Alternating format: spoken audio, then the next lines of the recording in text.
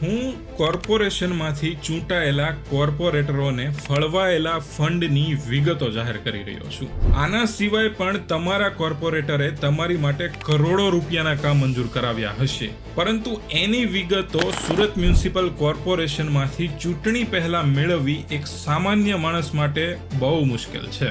હવે આજે લાખો કરોડો રૂપિયાના કામ કરાવ્યા છે એ માત્ર કોર્પોરેટરનું ટ્રેલર છે. આની સિવાય પણ કરોડો રૂપિયાના જે કામ થયા છે, ક્યાં થયા છે, કેટલાના થયા છે, ક્યારે થયા છે, એ તમે એક જાગૃત નાગરિક તરીકે તમારા કોર્પોરેટરને પૂછી શકો છો.